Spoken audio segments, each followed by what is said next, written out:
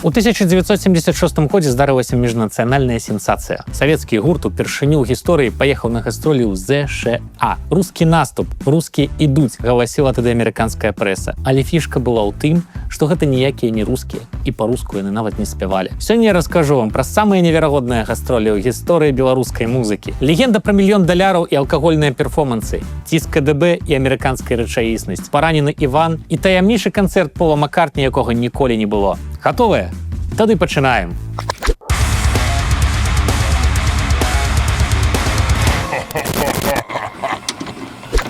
Пачну з рандомнага факту. Аднойчы амерыканскі музыкант Дэніс Скотт запісаў альбом «Сезам Country» і атрымаў за яго Грэмі за найлепшы запіс для дзяцей. Калі вы паслухаеце гэты альбом, то не знойдзеце там нічога выбітнага. Хаця шоу «Вуліца Сезам» тады было ў топах настолькі, што нават цяпер з'яўляецца на масавых мерапрыемствах з удзелам галоўнага фаната. Дэніс Скотт таксама не тое, каб знакамітасць сусветнага маштабу. У вочы кідаецца хіба толькі нейкае дзіўнае падабенства з Энді з серыяла «Офіс». Але тое, што я раскажу далей, моцна вас здзівіць. За 6 год да сваёй першай перамогі на Грэмі Дэніс Скотт турыў на поўдні ЗША і перапісваў Максіма Богдановича на англійскую мову. У бусе разам з ім ганяў малады Мулявін. І разам яны запісалі плыту, якая так ніколі і не выйшла. Заінтрыгаваў? Тады хуценька пастаўце лайк пад гэтым відэа, падпішыцеся на мой канал і купіце мне кавы на Buy Me a Coffee. Зараз будуць гісторыі пра алкаголь, КДБ, тупых журналістаў, смерць на канцэртах і неіснуючы канцэрт з Полом Маккартні. Такога вы дакладна яшчэ не чулі.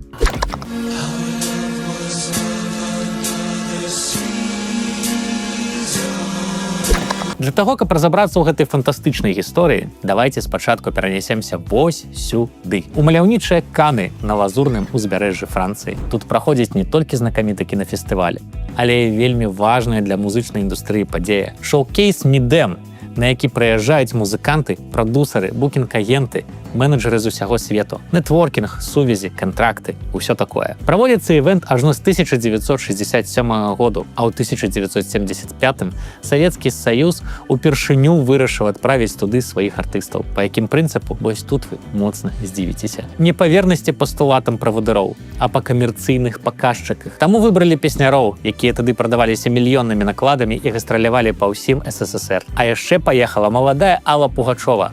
Што праўда, з ёй акурат здарылася бяда. Справа ў тым, што Пугачова тады гастралявала з ансамблем «Вясёлыя рабяты», а іх на «Мідем» узялі і не пусцілі. Тады спявачка папрасіла Мулявіна, каб песняры ёй падыгралі. І вось у такім варыянце выйшла на сцэну ў Канах. Што праўда, яе выступ моцнай рэакцыі не выклікаў. А вось песняры нарабілі ў Францыі вэрхалу.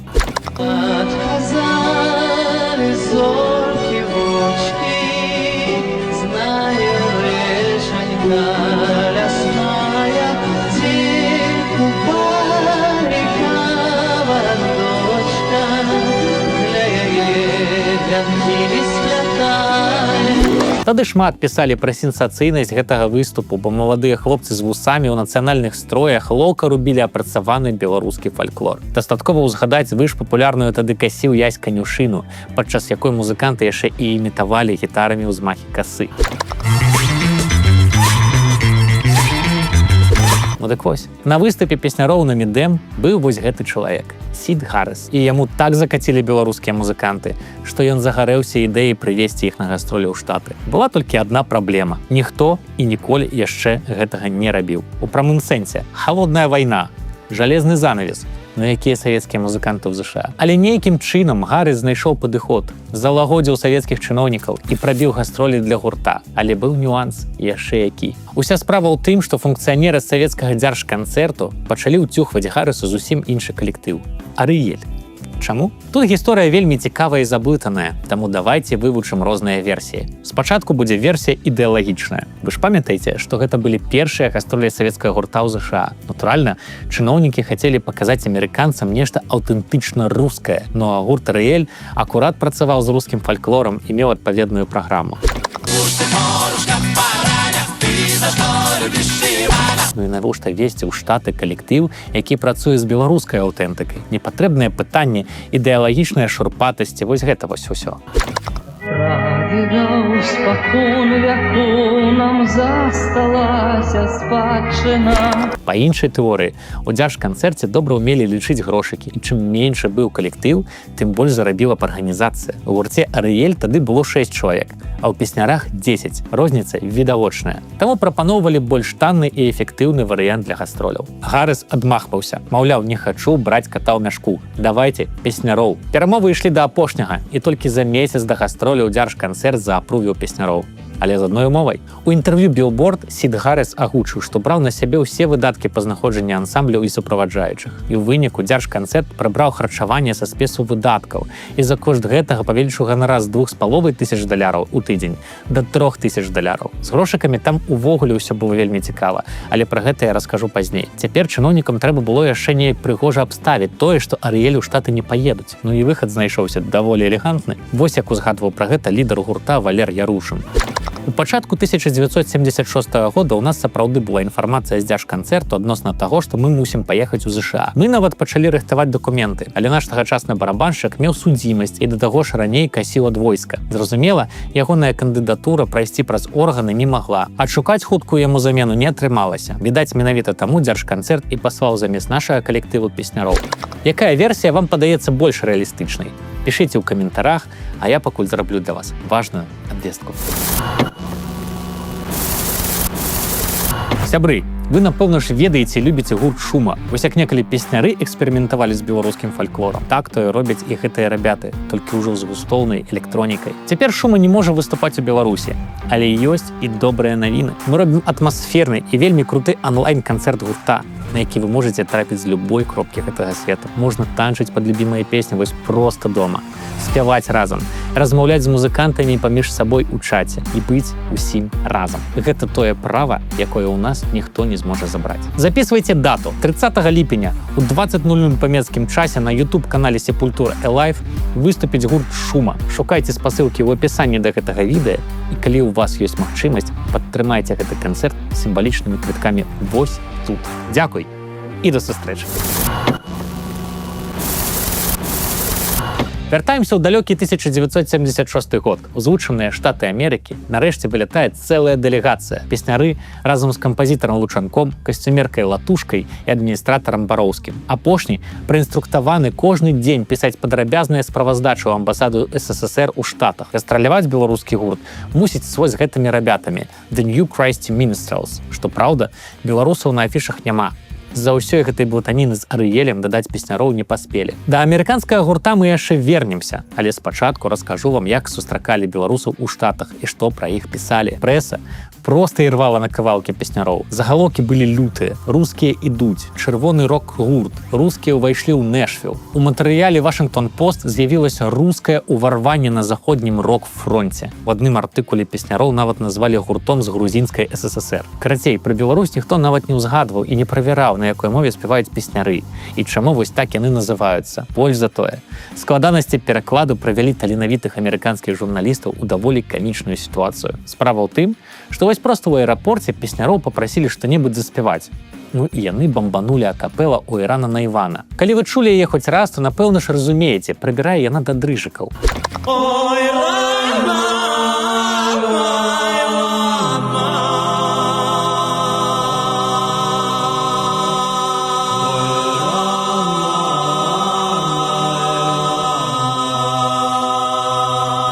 Пазней з'явілася публікацыя, у якой апісвалася тое самае выкананне песні «Oh, Wounded Ivan». Перакладаецца прыкладна як «Ох, паранены Іван». Як так атрымалася? Мяркую, што нехта адкрыў расейска-ангельскі слоўнік на слове «рана» і ўбачыў там адпаведны пераклад. Пытанні ад журналістаў сыпаліся на песняроў як спелыя яблыкі. Адзін адказ Мулявіна ўжо пазней савецкія дыпламаты прыводзілі ў прыклад як узорны. Вось як пра гэта ўзгадваў удзельнік песняроў Владзіслаў Місевіч.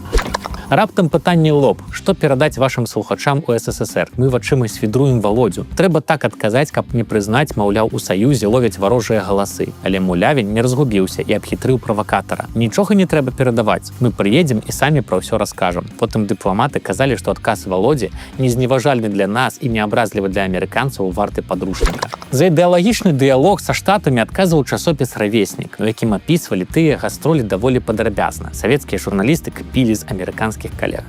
Вашингтон-Пост апублікаваў артыкул Лары Рохтера «Рускае ўварванне на заходнім фронте року». Загаловак прымушае заподозрыць газету ў тым, што яна бярэ на пасаду музычных крытыкаў адстаўных сяржантаў. Ажыятаж быў сапраўды магутны, як і колькасць стэрэатыпаў вакол савецкасці песняроў. Даходзіла да абсурду і самых нечаканых эпізодаў, бо спачатку музыкантаў увогуле прынялі за супрацоўнікаў КДБ. У першыя дні амерыканскія гастроляў на песняроў глядзелі з падазрэннем, а мы з Югаславіі прывезлі выдатныя скураныя пінжакі. У Саюзе гэта было апошнім піскам. У Еўропе песняры таксама схадзілі за мясцовых. Мы гэтыя пінжакі і ў Амерыцы нацягнулі, але тут жа пераапрануліся ў джинсы за $10. З-за гэтых пінжакоў журналісты нас увесь час пыталіся пра супрацоўніцтва з КДБ. Скуранка, відаць, трывала засела ў іх галовах як форма чэкіста. Але чорт з ёй журналістыкай. Давайте вернемся да партнёраў песняроў па гастролях. Выбралі ему кампаньёны максімальна амерыканскі гурт The New Christy Minstrels.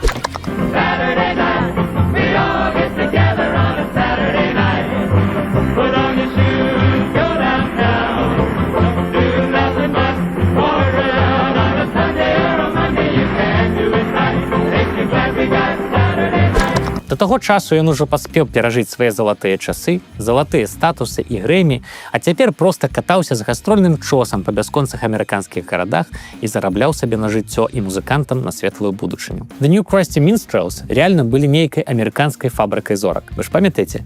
Я вам казаў пра Дэніса Скотта. Ну дык вось, давайте паспрабуем адшукаць яго сярод афіцыйных удзельнікаў гурта. О, вось і ён, наш Дэніс Скотт. Чаму менавіта The New Christy Minstrels паехалі ў турне разам з песнярамі? Таму што менеджераў іх тады акурат Сід Гаррес. Ён і падсадзіў беларусаў у аўтобус да амерыканскіх зорак, які ўжо перажывалі далёка не самыя паспяховыя часы. Каталіся яны таксама не па праймавых месцах. Канцэрты адбываліся на поўдні ЗША, на пляцоўках на 1000-2000 чалавек. І спачатку амерыканцы былі хэдлайнерамі, а песняры ў іх на разагрэве. Але хутка ўсё змянілася, і музыканты памяняліся ролямі. Беларусы лупілі 50-хвілінную праграму. Матэрыялу з тых гастроляў амаль не захавалася. Але нядаўна знайшоўся эксклюзіўны трэк з аднаго з канцэртаў. Яго паказаў акурат Дэніс Скотт. Зацаніце, як беларусы спяваюць з амерыканцамі на тых гастролях.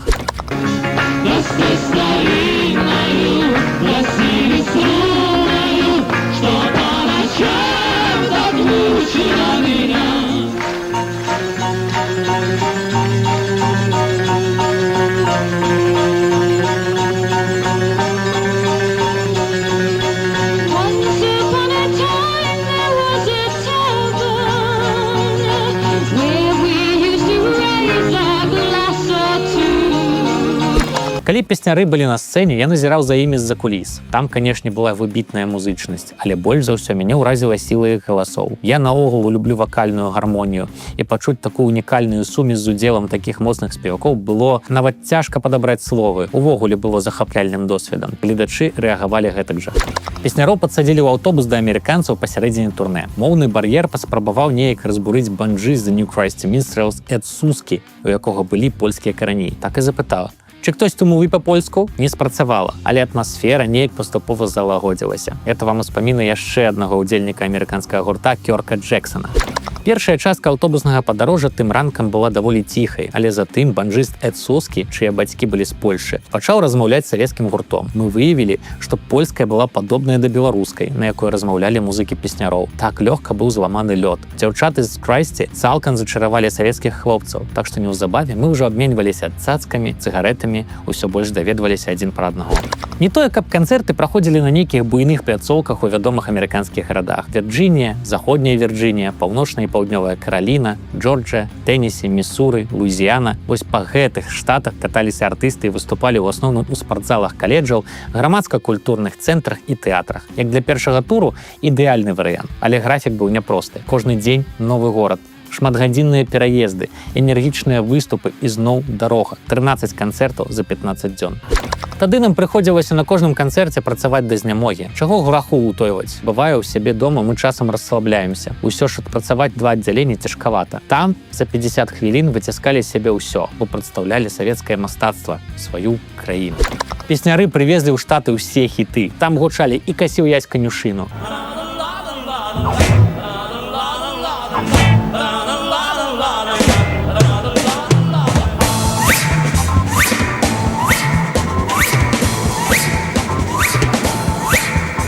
і «Ой, рана на Івана».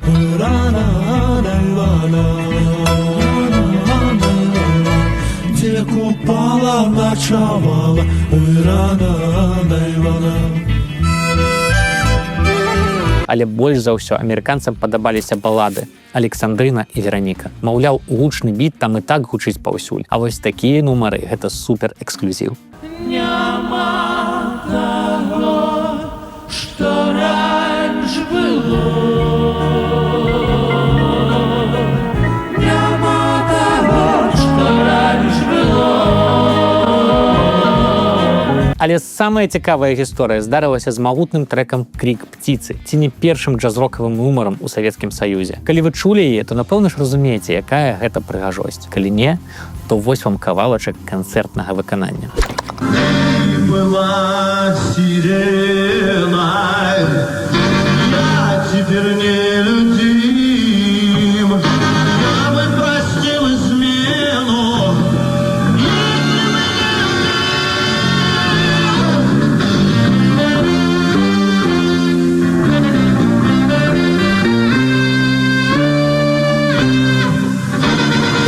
Крик птицы ў Савецкім Саюзе рэальна разрываў залі. І я зараз не жартую. Людзі рэальна плакалі ад гэтай пранізлівай песні. Тым больш іранічна выглядае тое, як Мулявін напісаў гэты трэк. Але пра гэта пазней. Спачатку раскажу вам пра трагедыю, якая з ёй звязаная. Аднойчы на канцэрце песняроў, калі гучаў крик птицы, памёр чалавек. Вось як пра гэта ўзгадваў аўтар тэксту, паэт Юрый Рыбчынскі. На гастролях у Волгаградзе падчас выканання гэтай песні ад сардэчнага прыступу памёр чалавек. Герой Савецкага Саюза, ветэран вайны. Ягоная жонка напісала ва ўсе інстанцыі, навошта савецкім людзям у шчаслівай краіне такія перажыванні. Гэтую песню забаранілі. Быў апублікаваны разгромны артыкул о камсамольскай праўдзе. І хоць у мяне і былі нармальныя адносіны з міністэрствам культуры, мне сказалі: пачакай, няхай пройдзе час, няхай супакоіцца. І доўгі час кампазіцыя не гучала ні на радыё, ні на тэлебачанні. А цяпер вось вам іронія. Мулявін 3 гады не мог сачыніць гэтую песню, круціў тэкст туды-сюды, а прарвала яго ў прамым сэнсе ў прыбіральні. нездешняя птица и странная, с глубокой кровавой раной, с глазами такими знакомыми и с перебитым крылом. У вас, напэўна, ўжо саспела пытанне. Прычым тут амерыканскія гастролі. Уся справа ў тым, што песня, якая ў Савецкім Саюзе рэальна разрывала залі, у ЗША не закаціла ўвогуле. Чаму? Мулявін знайшоў вельмі простае і рацыянальнае тлумачэнне. Такі матэрыял быў супер-эксклюзівам у Саўку, дзе слова «рок» нават гучна прамаўляць было злачынствам. А ў ЗША свайго такога навала. Тым больш Мулявін нават не хаваў, што натхняўся гуртом «Чикаго», калі сачыняў «Крик птицы». У выніку песню проста выкінулі з гастрольнага рэпертуару. А цяпер давайце да самага цікавага – грошыкаў. Там сапраўды есть шмат нюансаў, ад якіх вы проста афігееце. Ну вы ж памятаеце, што па ўмовах Гарас мусіў плаціць беларускім хлопцам па 3000 баксаў на тыдзень. Гастролі працягваліся 2 тыдні, то бок $6000. А што атрымалі музыканты? Нумары ў таннай сетцы Holiday Inn, пра якія савецкая прапаганда пісала нешта кшталту кожны нумар апасталяваны тэлевізарам і чыстым унітазам. А яшчэ $19 суткавых на чалавека. Таму елі ў асноўным чорны хлеб, сухую каўбасу і сала, якія прывезлі з сабой на гастролі. А астатнія грошы спускалі ў музычных крамах. Вось як пра гэта пісала амерыканская прэса. Знаходзячыся ў гандлёвым цэнтры, яны паходзілі на дзяцей у кандытарскай, купляючы касеты, магнітафоны, музычныя інструменты і электроніку. І бягом назад да перакладчыка спытаць, што гэта яны купілі. Увогуле, амерыканскія журналісты былі троху ў шоку. Па ім прэзентавалі песняроў як самы камерцыйна паспяховы гурт у Савецкім Саюзе. Таму пачаліся пытанні кшталту: тут у нас зоркі вашага маштабу зарабляюць $1 000 000 за канцэрт. А вы колькі зарабляеце? І чулі ў адказ: маўляў, мы зарабляем добрыя грошы на ўзроўні дактароў і інжынераў, $260 у месяц. Сказать, что Василёча.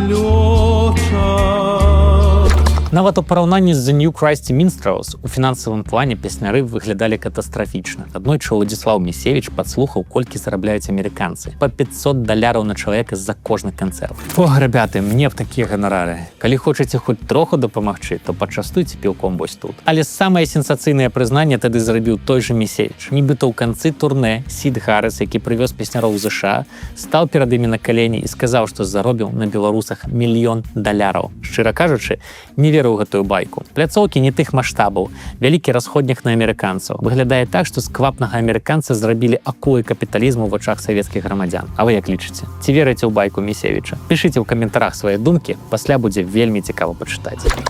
Я живу ля реченьки, ля воды, збудававши карточку з воды. Натуральна, трэба сказаць і пра яшчэ адзін важны гастрольны аспект. Алкаголь. Вы ж, напэўна, разумееце, што прыезд савецкіх музыкантаў у Штаты падаваўся як беспрэцэдэнтнае шоу, і пытанняў пра гарэлку было вельмі шмат. Накідаю вам цытатак з Вашынгтон-Пост. Улады вырашылі, што надышоў час для песняроў граць у Амерыцы на радзіме рок-н-ролу. Дык вось, намагаюся ўбачыць, ці праявяць амерыканцы такую ж цікавасць да савецкага рок-н-ролу, якую яны праяўляюць да савецкай гарэлкі. Я думаю пра тое, хто з іх агент КДБ, кажа мне амерыканскі студэнт.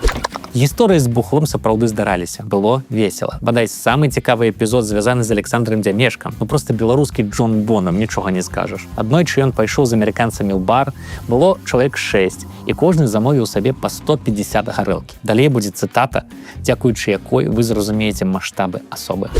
Раптам амерыканцы пытаюцца, маўляў, слабо за ўсіх выпіць, а ва мне тады было 120 кілаграмаў. Дык чаго раптам слабо? Выпіваю. Яны зноў заказваюць і зноў слабо, выпіваю. І так 3 разы. Адчуваю, хопіць. Усё ж такі на галодны страўнік. Развітваюся і іду спаць. Раніцай купляю дзясятак баначак піва і да аўтобуса. Паставіў чамадан і махаю адну за адной, а пахмяляюся. Гляджу, амерыканцы рэчы папакідвалі і лупяць вочы на мяне. Раптам перакладчыца кажа: "Праз вас мы будзем стаяць 30 хвілін, але вас чакае прыемны сюрпрыз". Гляджу, нясуць чан, а ўнутры вялізная колькасць банак з півам у лёдзе. Шэф гэтага піва, кажа Сід, містер Александр. Усе астатнія могуць пачаставацца толькі калі ён ім дазволіць. Можна было б спісаць усё на фантазію Дзямешкі, але ўскоснае пацверджанне знайшлося ў цытаце з амерыканскай прэсы. Удзельнік Крайсці Глен Кер разважае аб звычцы рускіх з раніцы перш за ўсё піць піва і успамінае, як махнуўся гітарнымі раменямі з басістам песняроў. Леаніду Тышко захацелася гіпсанаўскіх. Але самая галоўная легенда пра тыя гастролі – гэта таямнічы канцэрт у Лас-Вегасе. Вакол яго хадзіла шмат чутак. Нібыта песняры выступалі там разам з Полам Маккартні. Пра бітлоў песняроў увогуле шмат цікавага, але давайце пра ўсё па парадку. Тут сітуацыя канкрэтная. Ці выступалі беларусы разам з брытанцам у ЗША? Let it be, let it be, let it be, let it be. Whisper words of wisdom, let it be. Выглядае, што гэта міф. Пра гэта пісаў у сваім артыкуле ў свабодных навінах Зміцер Падбярэзкі са спасылкай на адміністратара песняроў, таго самага Леаніда Бароўскага, які страчыў справаздачы пра гастролі ў амбасаду, лічыў КДБ. Калі б Гарэс прапанаваў песнярам выступіць у адным канцэрце з Маккартні, я пра гэта ведаў бы безумоўна. Разам з намі ездзіла перакладчыца з дзяржканцэрту Наталля. Магчыма, Гарэс з ёй пра нешта такое і гаварыў, але да мяне гэта інфармацыя не даходзіла. Карацей, усе паслядоўна абверлі гэтую інфармацыю. Але адкуль яна ўвогуле ўзялася? Ёсць розныя тэорыі, але самае зразумелае з іх у тым, што журналісты папросту дасталі Мулявіна з пытаннямі пра Бітлз, і ў выніку ён вырашыў: хочаце сенсацый? Ну дык вось вам сенсацыі. Пачаліся публікацыі пра тое, што пасля выступлення песняроў на Мідэм у 1976 годзе Джон Ленан нібыта заявіў: песняры – гэта лепшае, што я чуў увогуле. Яшчэ адзін міф прыпісвае Маккартні словы: мне б такія галасы, ці нам быў Вінгс такія галасы. У адным з інтэрв'ю Мулявін нават сцвярджаў, што яны сустракаліся з Харрісонам у Канах і нават музіцыравалі разам.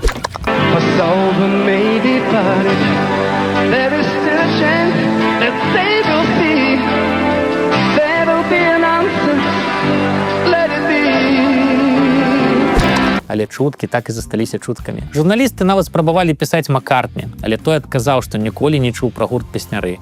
На гэтым гісторыя скончылася. Але нашая з вамі працягваецца. Пасля гэтага напружанага гастрольнага графіка песняры і The New Krusty Minstrels паехалі на студыю Columbia ў Нэшвіле, каб запісаць там супольны вініл, прычым штуку зрабілі сапраўды ўнікальную. Вернемся да серыяла «Офіс». Прабачце, да Дэніса Скотта. Вы ж памятаеце, што ён перапісваў Богдановіча на ангельскую мову? Дык гэта не прыдумка. Сапраўды падчас туру Скотт разам з Джексонам напісалі ангельскі варыянт Веранікі, каб праспяваць яго разам з песнярамі. Ну і во што атрымалася ў выніку.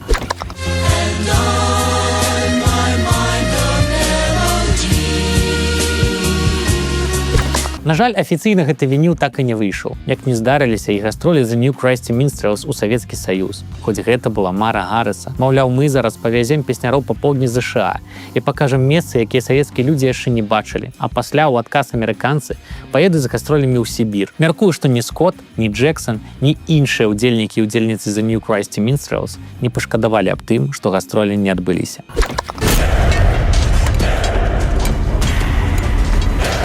Ну а песняры вярнуліся ў ЗША ўсяго праз год з брадвейскім шоу, якое з трэскам правалілася. Музыканты былі вымушаныя вяртацца да хаты датэрмінова. Але гэта ўжо зусім іншая гісторыя. Ну і калі вы хочаце, каб я зрабіў яшчэ адзін выпуск пра нейкі з перыядаў песняров, напішыце пра гэта ў каментарах і падтрымайце канал пра сервіс Buy Me Coffee.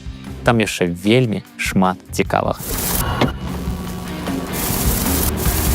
Гэта канал Міністэрства сепультуры і я, Саша Чарнуха. Дзякуй, што паглядзелі гэтае відэа. Калі яно вам спадабалася, пастаўце лайк і падпішыцеся на мой канал. А я прынясу яшчэ адну цікавую гісторыю пра беларускую музыку.